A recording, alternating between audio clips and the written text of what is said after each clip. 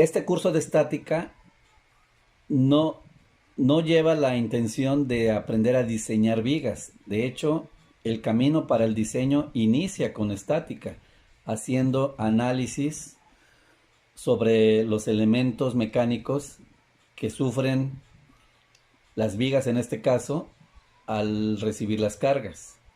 Nosotros vamos a ver cómo en las vigas existen fuerzas cortantes y momentos flexionantes.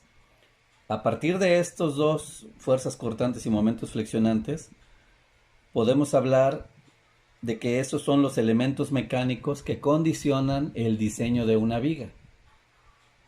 El diseño significa dar forma, dimensiones y establecer los materiales que se van a emplear en la construcción de la viga, ya sea de concreto reforzado o de acero estructural, o bien vigas de madera.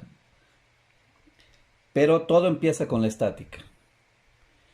Aquí voy a tratar de explicarles cómo se comportan las vigas simplemente apoyadas ante la acción de cargas. Y lo único que nos interesa hacer por ahora en este curso de estática es ver cuáles son las fuerzas cortantes y los momentos flexionantes que sufren las vigas. Muy bien. Ahora, empecemos por lo básico. ¿Qué es una viga? Una viga es un elemento estructural horizontal que se diseña para soportar cargas que sean aplicadas en varios puntos a lo largo de su longitud. En la mayoría de los casos, las cargas son perpendiculares al eje de la viga y únicamente ocasionarán fuerzas cortantes y momentos flexionantes sobre las secciones transversales. Eso significa que de las cargas que van a aplicarse a las vigas, la gran mayoría son perpendiculares a su eje longitudinal.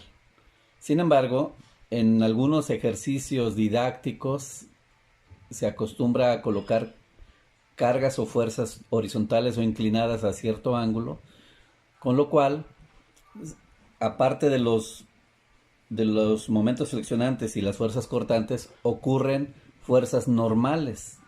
Pero bueno, eso lo vamos a dejar de lado por ahora, porque lo que nos interesan son los cortantes y los momentos flexionantes.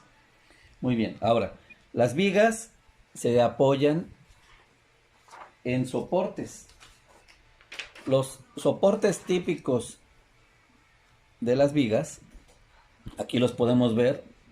Por ejemplo, un apoyo se llama de rodillo porque puede deslizarse horizontalmente o verticalmente según sea el caso. En el caso de las vigas solamente podemos hablar de apoyos de rodillo con desplazamiento horizontal y solo tendrá una reacción, es decir, una reacción es el movimiento que no se lleva a cabo, es decir, el movimiento que aquí no puede llevarse a cabo es el vertical, por eso hay una reacción vertical, pero sí puede haber movimiento horizontal y puede haber un giro por el tipo de apoyo. Muy bien, otro tipo de apoyo es el fijo articulado, como ven aquí en esta figura del centro. Aquí hay dos reacciones porque hay dos impedimentos de movimiento. Es decir, no hay movimiento vertical, entonces hay una reacción vertical, y no hay movimiento horizontal, entonces hay reacción horizontal. Vean la diferencia de estos dos. Aquí hay unas rueditas que permiten el movimiento horizontal, pero aquí no lo hay. Lo que sí se puede es un movimiento de rotación. Entonces son solo dos reacciones. Y una tercera reacción, perdón, un tercer tipo de apoyo es cuando tenemos tres reacciones, donde ningún movimiento se permite en la viga, en el apoyo. Es decir, ni vertical, ni horizontal, ni el giro. Y ese es el apoyo empotrado. Digamos que esos son los tres tipos de apoyos más comunes en las vigas que vamos a analizar. Bueno, para estos apoyos, permítame decirlo, tendremos que calcular el valor de sus reacciones. Muy bien. Otro aspecto importante de las vigas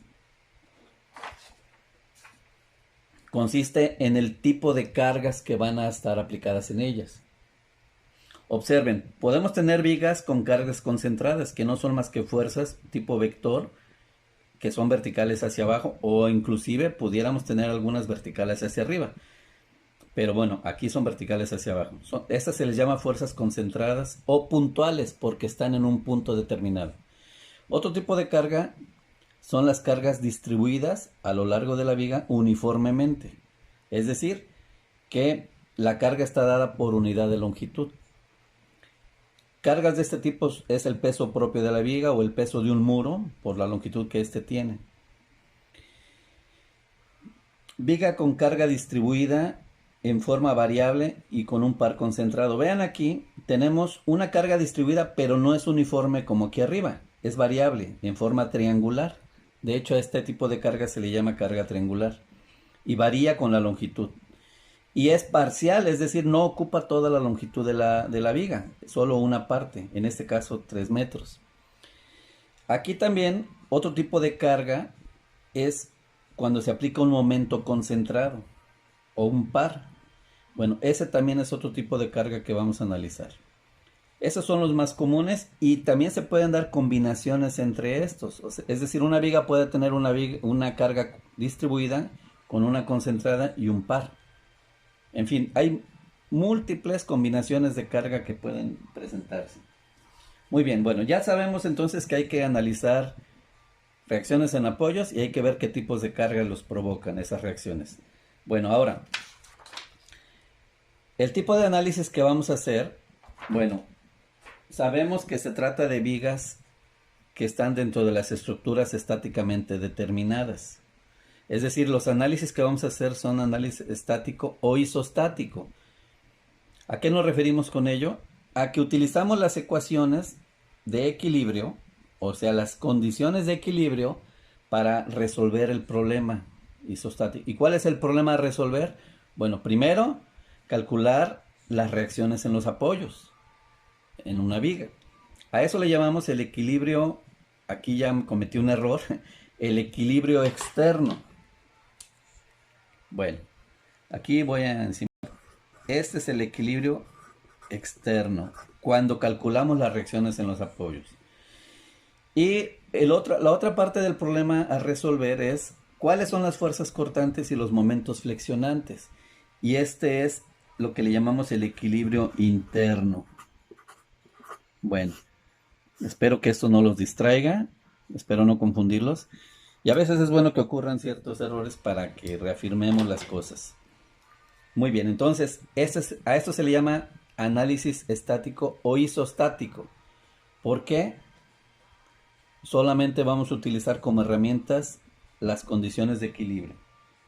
Muy bien, ahora, ¿qué es lo que vamos nosotros a calcular aquí en el equilibrio interno? O sea, las fuerzas cortantes y los momentos flexionantes. Bueno, lo que aquí vamos a calcular son los elementos mecánicos, que son las fuerzas cortantes, que literalmente son fuerzas que intentan cortar la viga en una sección, o sea, desplazarla como si fueran unas grandes tijeras y que intentan cortar este elemento. Esas fuerzas cortantes son las que vamos a analizar. Y también los momentos. Los momentos son aquellos que flexionan, o sea, doblan al elemento estructural, en este caso la viga. Aquí es muy importante que cuando hablemos de momentos vamos a hablar de momentos negativos y momentos positivos, como ya lo vieron en los videos. Recuerden, el momento negativo ocurre cuando la tensión se presenta en la parte superior de la viga y la compresión en la parte inferior. ¿Sí? Recuerden, el momento se obtiene de un par de fuerzas. Ese par de fuerzas, una de ellas es de tensión y la otra es de compresión. Si la tensión o la fuerza de tensión está en la parte inferior y la compresión arriba, entonces el momento será positivo. Esto definitivamente va en contra de lo que dice la regla de la mano derecha o la regla de las manecillas del reloj. ¿Se acuerdan? En las condiciones de equilibrio hay que estar muy atentos. Cuando nosotros hagamos sumas de momentos para calcular reacciones, vamos a utilizar la regla de la mano derecha. ¿De acuerdo? Regla de la mano derecha para calcular reacciones. Pero una vez que entremos a las fuerzas cortantes y los momentos flexionantes, haremos caso, sobre todo en los momentos, a esta nomenclatura. Tensión arriba, compresión abajo, momento negativo. Compresión arriba, tensión abajo, momento positivo. ¿Cómo vamos a presentar los resultados? Pues una manera es a través de diagramas, que son ilustraciones o gráficos que nos dicen cómo es el cortante o el momento en determinado punto de la viga. Por ejemplo, aquí ven un diagrama triangular, corresponde a un diagrama de fuerza cortante. Entre más alto esté aquí en el extremo, quiere decir que la fuerza cortante en el extremo de la viga es muy grande y al centro es cero. En el caso contrario, en los diagramas de momentos, generalmente estos o son rectangulares o son con una curvatura. Por ejemplo, aquí nos dice al inicio de esa curvatura es cero. Quiere decir que en el apoyo no hay momento, pero en el centro hay un momento muy grande, vean. Bueno, los diagramas eso nos dicen.